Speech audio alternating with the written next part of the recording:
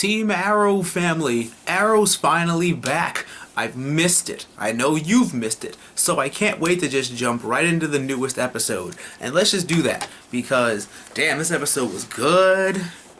I'm so mad at this that it's over. I'm even madder it's going to end at the end of the month, I think. Or early May. I'm not sure. Let's enjoy the ride while we still can. This week's episode is Arrow Season 2, The Man Under the Hood. They sure make a lot of Red Hood references. Or am I just overthinking this because I've read a lot of comic books? Let's jump into the episode. Stolen Tech. I like this and how they're referencing other episodes. Good shit, Felicity, because it was your idea to begin with. I like this. I do. I really do. Aw, memories of love and lightning strikes.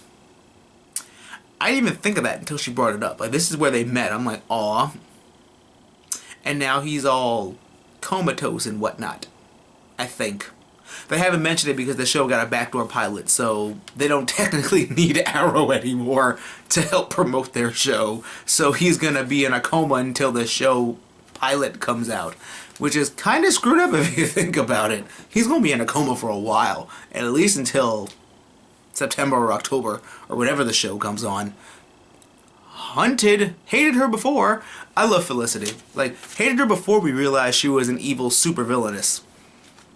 Felicity called it, when they was in Russia, wherever they went, she called it, hate that bitch. Felicity ain't never wrong. She tell the truth and shit. That's why she don't care. That's why I love me some Felicity.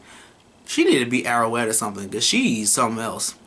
Laurel starts her super snooping. And no good results ever come when you snoop. Then again, Laurel's not stupid. Sometimes. 50-50 she's stupid. This time she's leaning more towards the smart side, so gotta give her some props, especially later on when I mentioned something else. Foreshadowing to secret identities. Now that was good. Do you know who the Arrow is? He genuinely doesn't, and we know he doesn't. But then when he was like, what about the woman in black? And then Sarah walked in. It's like, no.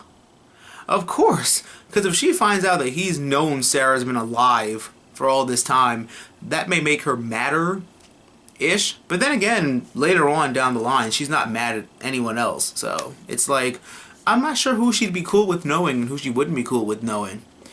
House strike is deadly. Proving once again, I'm dropping my note, but we're going to talk about this again. Because I mentioned in the Deathstroke episode that his intimidation factor is really kicking in. And this shit right here proves that Slade knows everything about you. Now he knows where you live. He can hit you where you live, wherever he wants. He can kill you in your sleep. He can destroy everything you hold dear. Blow up your computers, destroy all your crap, and even just blow up the whole bar. Slade is the thing that keeps you up at night.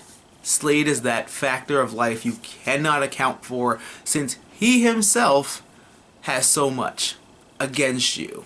So, Manu Bennett, I salute you for scaring me every episode.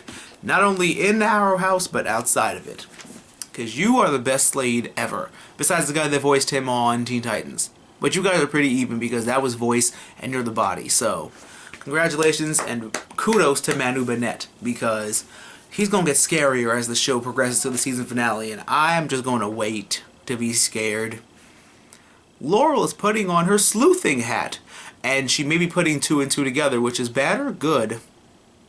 I'm not too sure which is which, but she figures some stuff out, like why they're never in the same two places at once and such. I probably won't be mad, but Laurel doesn't seem stupid. She's a lawyer, for crying out loud, so I can't take that away from her. She's smart in that regard, so. Still prefer Sarah over her, though. Not gonna give her that much credit. Ooh, do you want to know how I got these scars? I'm sorry, I had to make that reference. Because again, I overthink stuff. Thea's mad at the world, which is birthing, I hope, her Speedy persona. Like, I hope she really will be Thea Dearden. Since she probably will abandon her last name of some sorts. So, really hoping she becomes Speedy. I made a theory about that in another video. It'll be somewhere on my channel. You can find it. It's easy. Or I'll just link it down below if I remember. Thea tried to kiss her sibling. So is this more like Jamie and Cersei or like Luke and Leia? Comment down below which sibling incest relationship you think it was. because I'm leaning more towards Luke and Leia since it was one kiss. I really wanted them to kiss though. Like, oh, I just wanted that. Like, I tried to do it. I'm like, ugh. If they'd have known now what they knew then, I kind of wish it would have happened. Just been like, I kissed my brother-in-law. So, now we can call you Luke, and now we can call you Luke and Leia. So, why the hell not? But I was really hoping she'd have gone through with it, but beggars can't be choosers here. Slade is out to play with his food. Which isn't always good. You can't just play with your food like that. Your food to fight back. We can't have that. Is this really a freaking reference to Vibe and Killer Frost? Like, why is that boy's name Cisco? He's clearly Mexican. Like, Mexican enough for when I first saw him, I really would have thought that actor could play Blue Beetle. That's how Mexican he is. And they calling him Cisco. I'm like, yeah, that's a nod to Francisco, the Vibe, and what's her name? Caitlin for Crystal, Killer Frost. You guys cannot fool me. Nice try, Mark Guggenheim. I don't know what the hell I was going to say.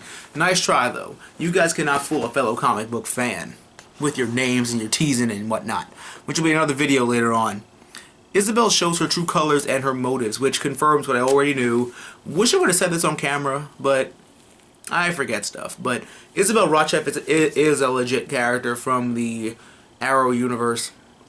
Everyone's saying that she's a Ravager, but that's going to be another video. But just rest assured she is a Ravager.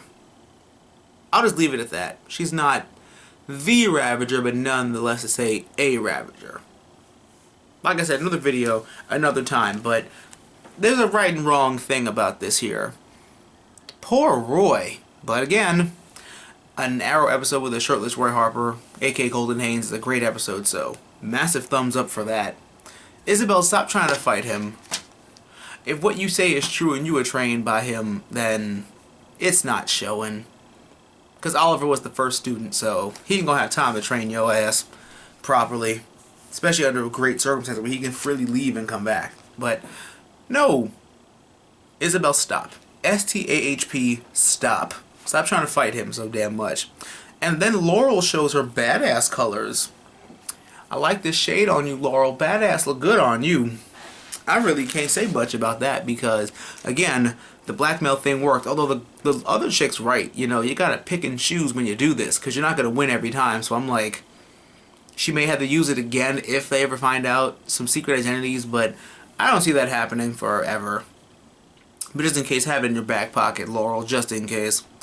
And poor Roy, I'm a doctor. Too bad they can't call on another doctor since he's currently incapacitated by being struck by lightning and chemicals. And they couldn't call somebody else because the last time they called somebody else, Felicity was right. They got struck by lightning. So, Roy will be fine.